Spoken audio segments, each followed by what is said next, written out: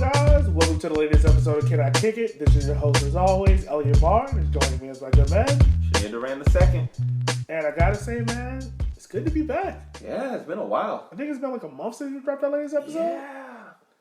And this was an emergency one, too. This is a impromptu, all right, we need to talk about this. Yeah. Yeah, this is unusual for us. Like, because normally it's either an interview or talking about someone's career.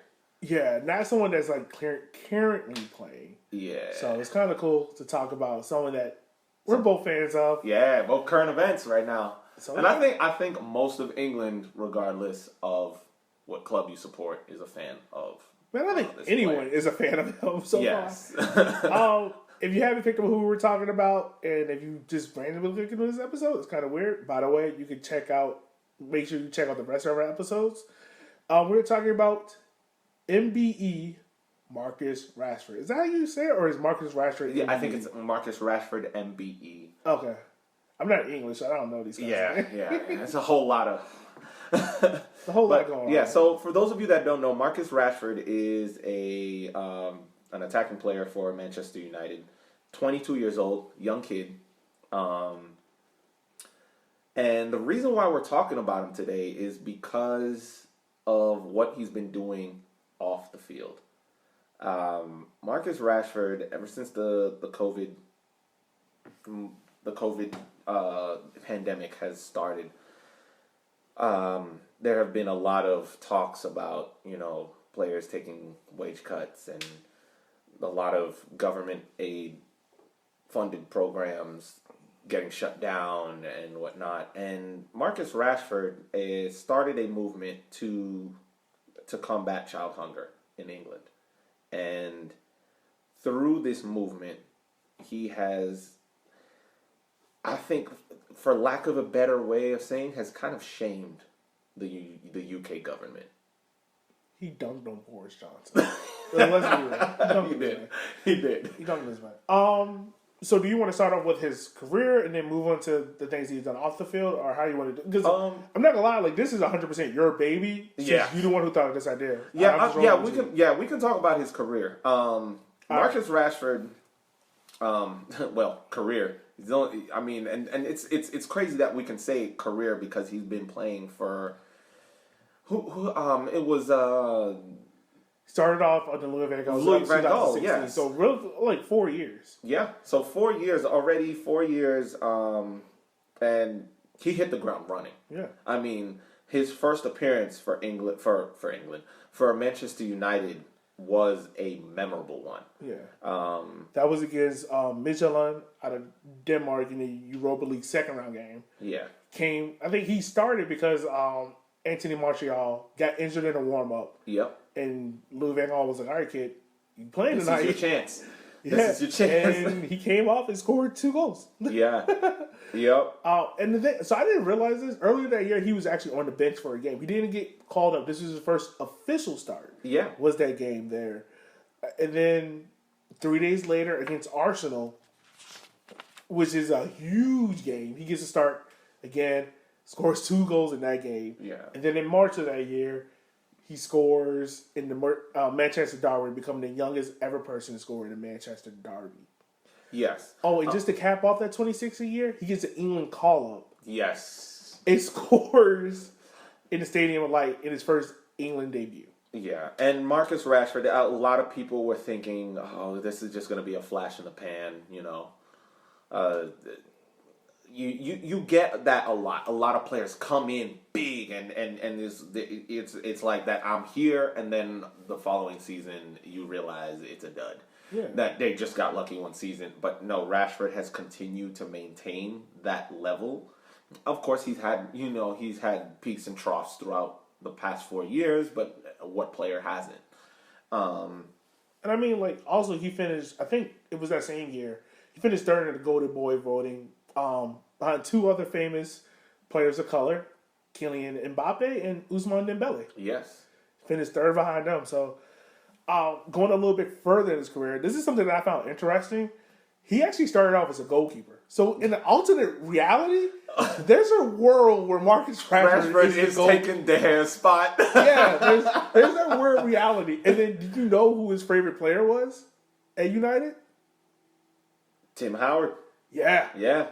Like, that's weird. Yeah. That's weird. Like, this is around the same time you have Cristiano Ronaldo, Wayne Rooney, like all these kind of guys where it's like, you can pick any of them. You want the American? You want him? Yeah. You sure? Yeah. Hey, look. In the words of Barack Obama, the Secretary of Defense. Man, that is the greatest. That's the greatest nickname you can get, especially when the President of the United States gives it to you. That's just. How would you feel if you were the actual Secretary of Defense and Barack just named him? You're like, so you just gonna get my job? That's what you're doing? It's kind of funny. So yeah, and he's also of Kenyan descent. His grandma was born there in St. Kitts, so he's another island kid. Like, this is something like I really wanted to take the time to dive into. Yeah, and I know it would take extensive research, maybe like a full year. But like, how many of these players from the Netherlands, Germany, France, England, Wales, Scotland, Spain? I'm trying to think of, is one more. Italy. No, not Italy. Yeah, even Italy. No, Italy only had one black person. That was Mario. We covered that stuff. That won't good. But yeah, some of those islands, Portugal as well, thrown in there.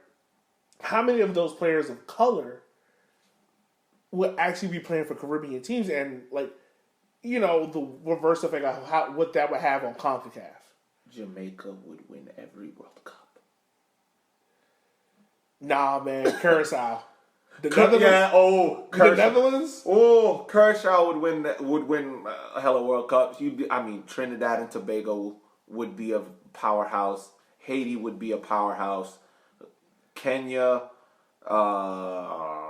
Cameroon, Senegal, Ivory Coast, Ghana, all of the Nigeria, the Scandinavian countries. A lot of them players come from Africa. Yup, it'd be crazy. Yup, like. It'd be crazy. It's crazy. It's ridiculous how all of these players playing for the Dutch national team, the Spanish national team, the French national, and we all know basically 90% of the 2018 France World Cup champions, that was Africa. Oh, that was the World Cup of Africa. That was Africa's World Cup. But let's get back to Marcus Rashford. So, hey guys, after this podcast, go check out our newest sponsor, Non-League America. They give you the most in-depth exploration of the diversity of the United States through the lens of soccer. They're also your source for behind-the-scenes look at soccer culture and the independent amateur club scene. Non-League America is not media in the traditional sense. They are content creators who use no claims to be unbiased. They're also staunch supporters of independent black-owned clubs, spending money with black-owned businesses and suppliers, and advocating for systematic change to our system that will give these clubs greater equality and opportunity. You can follow Non-League America and check out their documentaries on Facebook and on YouTube, and the link provided down below. So, if you support us, go support Non-League America. 4 years he spent at Manchester United, and I gotta say, like, in his career, like, even if you strip away our Man United fan, because we're fans, we're not gonna lie about it. But like, if you look at his career, it's been something of an impressive streak. Like, he's had his downfalls. That's right. But like, the moments where you need him, he stepped up there for Manchester United. Like, one moment that always was sticking in my head is the free kick that he took against Celta Vigo in the Europa League to get the team to the final. Yes. That was an important moment. I mean, so far it's great. He's won an FA Cup. He's won a Community Shield. He's won a Europa League. And he's won an EFL Cup. He's been able to play along other great players such as Wayne Rooney, Zlatan Ibrahimovic. Yeah. But the thing that stands out so much about Rashford is he's so great on the field, but it's about what people say about him off the field that stands even higher. Because, like Sir Alex said, like, there's no reason why this kid cannot be the captain of Manchester United at the age of 21. Yeah. There's no reason why. And that lets you know, like, if this legend is saying it, it kind of means something true. Yeah. You know what I mean? Yeah, he's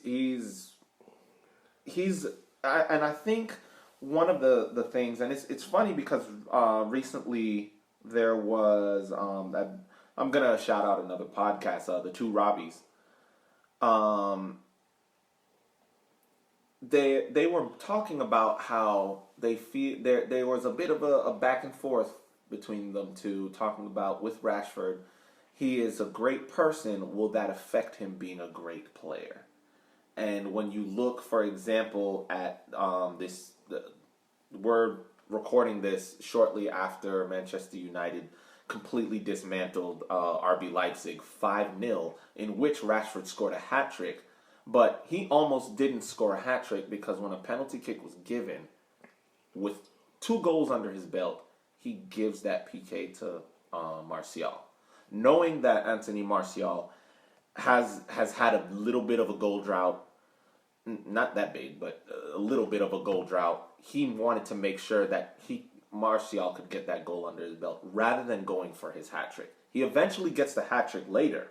However, do you see Cristiano Ronaldo giving up that PK to another player? Do you see Zlatan Ibrahimovic giving up that PK to another player? Do you even see Lionel Messi giving up that PK to another player?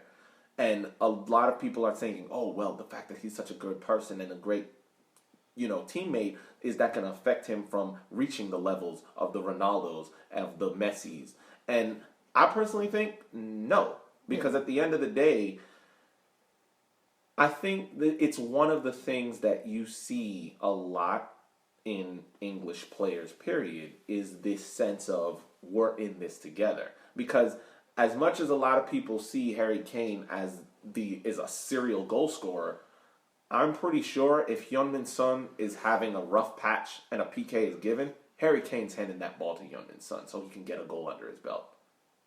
I could see... Man, this is how I could tell you don't be on Twitter because you just missed the whole Harry Kane conversation. But, I mean... I get what you're saying. I get 100%. So, at the end of the day, you see that a lot in English players, and I think is one of the reasons why you don't see as many English players reaching the galactic level of stardom as the Ronaldos and the Cristiano Ronaldos and the Messis and the players like that and the Thierry Henrys.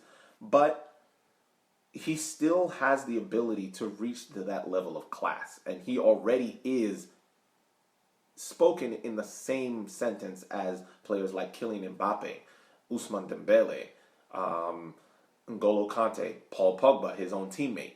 So he's definitely a force to be reckoned with, and I can only see him getting better and better and better. And because he has so far, it's just been improvement. And what him and Martial have together is amazing. It kind of reminds me of Dwight York. God, I can't think of his name now.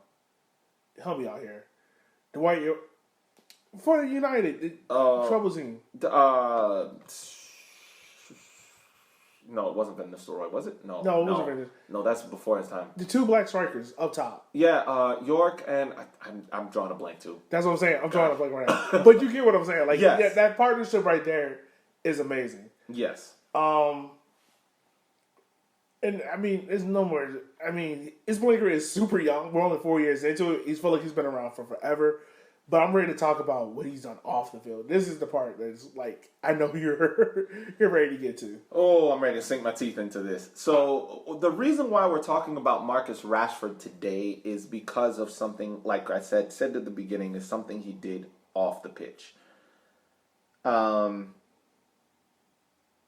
Rashford has, and like we said, like you said, he dunked on Boris. He dunked on Boris.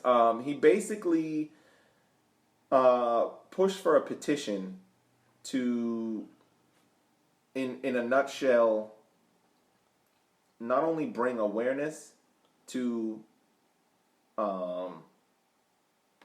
child hunger in England, but also for the government to do something about it. And I think he was pushing for, during the time of COVID, for free meals to be given to school kids, especially at the time of COVID when they're not in school, when they're not, able to go to school and get school lunch.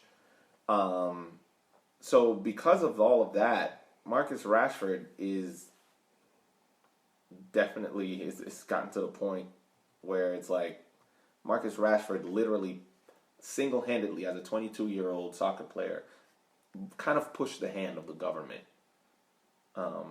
with regards to this movement. So, again, big ups to Marcus Rashford. Yeah. So October 2019, he sets up In the Box with Stell Frasers that gives pretty much homeless people essential items over the Christmas period. And this is like, he's what, around 21 around this period? 21. So he's already like, and you hear a lot about Marcus Rashford is that he has like a real family kind of feel to him. Like, it's more about... He's a family man. Yeah, caring more about those around me than just caring about himself. Which is like, at that age, like, let's be real. If you give 20-year-old Elliot that kind of paycheck, oh, doses, I'll holler at y'all later. I'm out. I don't know y'all. But, I mean, now, like, you know, he already has his foresight. And this also happens because his two brothers, Dwayne and Dane Rashford, help him make decisions. Like, in another alternate reality, if it wasn't for his two brothers, Rashford's at City. Or is at Liverpool. Or is at Everton. Because he had trials there and he had all these selections. But it's his family that said, like, hey, go to United. You know? And it's also his family helps him set up these foundations and things like that.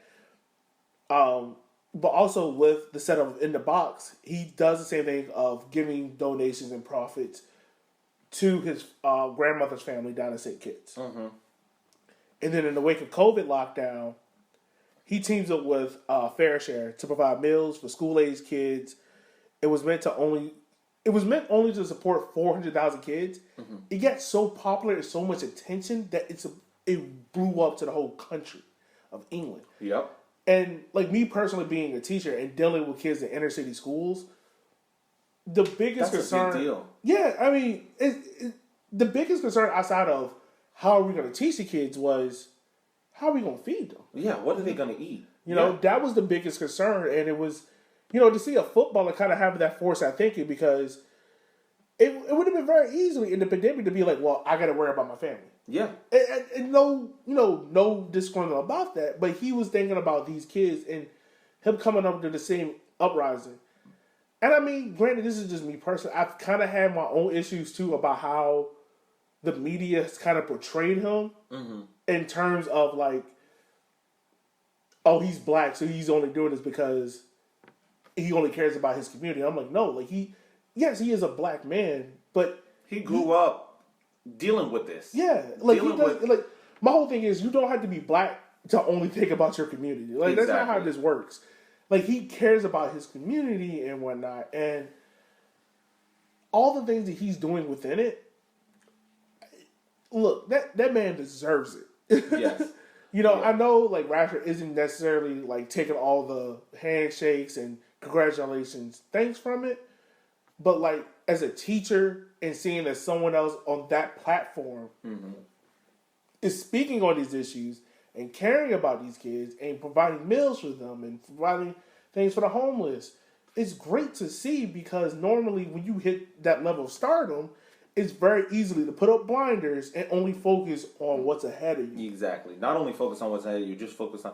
And the thing that really has gotten me looking at Marcus Rashford like this, he is a class act, is not just the fact that he's been doing this, but he has been doing this. And a lot of the lashback he's been getting is from, you know, you're always going to get naysayers. You're always going to get people that are going to try and shoot down your ideas and shoot down what's good. Like, is he doing this just like, for gain? It's like, is he doing this just for gain? Or he should be focusing on his football. And it's like, last week, goes to PSG, goes to Paris, Manchester United win. He scores the winning goal. The next morning, he is tweeting about this movement. He is tweeting about this campaign to feed homeless children. 22-year-old, your average 22-year-old soccer player, if he's at a big club getting a big check and scores the winning goal against a team that was in the finals last year of the Champions League, I guarantee you his next tweet is going to be about that. Yeah. Marcus Rashford doesn't even tweet about the fact that he scored the winning goal. He's doing this. Yeah. And I mean, also, if he needs to focus on his soccer, he does all of this. Following week, scores a hat trick. He's focusing on his game. Marcus Rashford basically just told his naysayers, I can walk and chew gum at the same time. Yeah. And I mean, you also go look at some of the things that Rashford, like, for instance, in June 2019, he wrote an open letter to UK government to end childhood poverty One day later, they announced the changes to give an extension to free meals. Yeah. It's crazy to think, like, we have to write about things like this. The thing is, the power that letter had. It literally went viral on Twitter. Like, it took off. They had to do something. If they didn't, there would have been riots in the streets. Yeah, it's crazy. And I mean, look, it's September 1st of this year. He created the Childhood Poverty Task Force to take down childhood poverty. And after a week of that, he got named MBE. And which he vowed, like, he started a petition to help with childhood poverty. Yeah. In the UK, I was about to say USA, in the UK, United Kingdom, after 100K signatures, it then get put onto the Parliament floor. It gotten so big that within a week of him starting that petition, it went up to 300K. Yeah. That's how big that thing was. And it was rejected by 61 people in the Parliament, which is like, what is the base of you rejecting this? Like, it's not like he's sitting here asking for a tax cut. He's Like, sitting here telling you to feed the children. Feed the children. And the thing that is the biggest shame is that in the grand scheme of the government coffers, that's nothing. No. That's pennies. What they would need in order to feed the children. No. And to go back to your other point about how, and this is my other thing when it comes to media, and I'm pretty sure you've seen it as well, is about how the media covers black players when they're doing great and when they're going through moments of not doing well. Mm-hmm. For instance, like, let's look at basketball.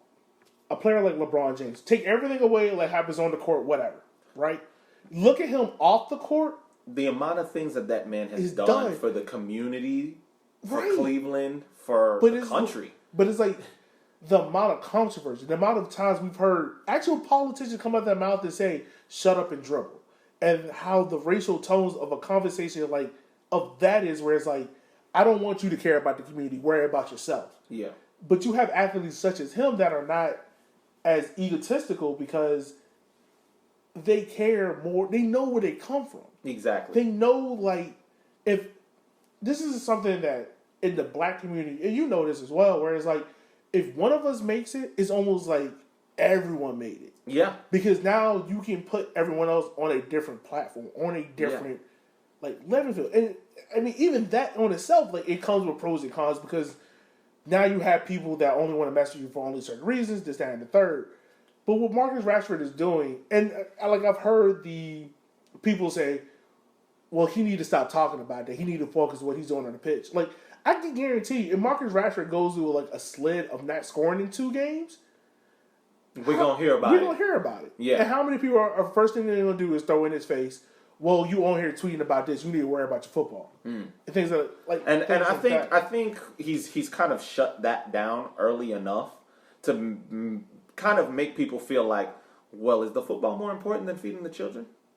Yeah. And at the end of the day, I feel that the way he has gone about this has been so genius that if he were to go through a drought, like a goal drought, or have a poor run of form, maybe 2-3 games where he's not doing that well, I don't feel that there are a lot of people that would feel comfortable saying that, because I feel that it would then turn into, okay, so you think football is more important than feeding children? Well, and at the end of the day, that he has painted himself in such an untouchable image by doing it the way he did, that even if that does happen, there's no way he's touchable. Right now, he is untouchable. Well, first and foremost, like I truly believe, like, you are a human being first at the end of the day. Exactly. What you do on the field is not who you are as a person. Exactly. Don't be defined by what puts money on the table. Yeah. What puts food on the table. You know, like, just because if it's get more amplified when you're a black player. Yeah. Than you are, because the media has always been shown to, like, nitpick at certain things and blow it out of proportion. Like, I remember Raheem Sterling with, like, the gun on his leg. Yeah. Like, he said it himself. Like, the gun is on my leg is a tribute to my dad. But when the British media got to it, they said, oh, because, you know, I like guns and stuff like that. It was something crazy. I can't exactly remember it. But it's like how they misinterpret things when it comes to black players. Yes. And when it They're comes always to looking for a story. It's Yeah. easy. It's easy to snag that up and make it something evil, make it something bad. and the thing about this was, it wasn't like anyone asked Rashford to do this, or it wasn't like he was pressured to do it. Like, no, he started this on his own. On his own, exactly. And he even got like so well at doing this that after he signed with Rock Nation in April of this year, he also got his honorary doctoral from the University of Manchester for his work in child poverty, for how much work he's doing in poverty and things like that. Yep. Because like when it comes to this, you have to do it because you truly love it, not because you see a gain from it. Let's be real. Like when you're doing volunteer work, you're never gonna make a whole bunch of money. Like, you're doing it because you truly love it, because you truly care about it. And this is something that Marcus Rashford truly cares about. So like my head goes off to him, 100%. Yeah. It's interesting to see this though, because you've seen a lot of players, make statements. You've seen a lot of players say things like, it's wrong that this is happening. It's wrong that XYZ is going on in this country. It's wrong that, the government is doing this. But then they don't do anything about it. Marcus Rashford came out not saying it's wrong that the government is doing this. He immediately went to doing something about it and let his actions speak louder than his words. And now, because of what he's done, Marcus Rashford never himself said the government is wrong for what they're doing. But through his actions, he made the government realize that they should be ashamed of themselves. And I mean, look, back to this petition again. Is one of only 6 petitions in history in the UK to reach the 1 million mark. Like, yeah.